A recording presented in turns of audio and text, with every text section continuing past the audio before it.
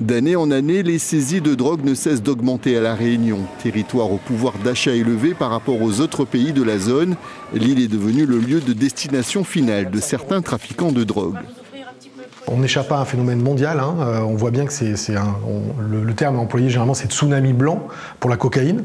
On voit bien que la Réunion n'est pas épargnée par ce phénomène qui la concerne aussi, ce qui n'était peut-être pas le cas il y a quelques années.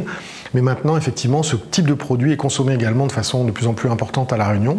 En 2024, le service des douanes a intercepté à l'aéroport 23 personnes transportant des produits stupéfiants, dont 11 avaient ingéré des boulettes de drogue. Au total, plus de 50 kg de cocaïne ont été saisis en 2024, contre 30 kg en 2023. Plus de 500 kg de résine de cannabis ont été interceptés en 2024, contre 196 kg en 2023. Si 76 000 doses d'ecstasy ont été retirées du marché de la drogue en 2023, en 2024, ce chiffre s'élève à 172 000 doses. Le service des douanes est le premier rempart à l'introduction de la drogue à La Réunion.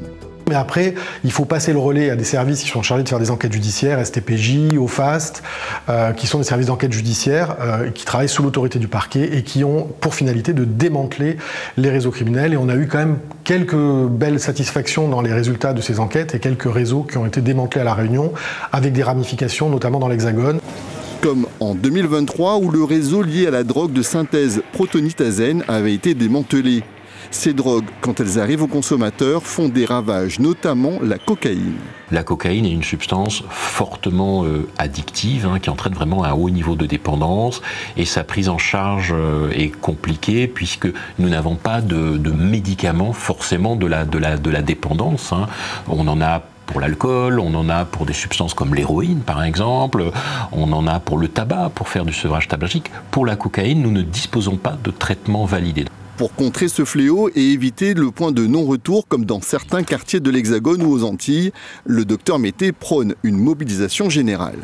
Je pense qu'aujourd'hui, plus que jamais, il est important de se mobiliser autour de ces questions d'addiction. On a cette problématique de la cocaïne, on a d'autres problématiques addictives, des vieux problèmes comme l'alcool, mais la gestion de ces problèmes nécessite une mobilisation générale, nécessite que les communes travaillent les unes avec les autres, que les acteurs de santé, les acteurs de la prévention travaillent davantage les uns avec les autres et que nous soyons dans une continuité des politiques de santé publique que nous menons.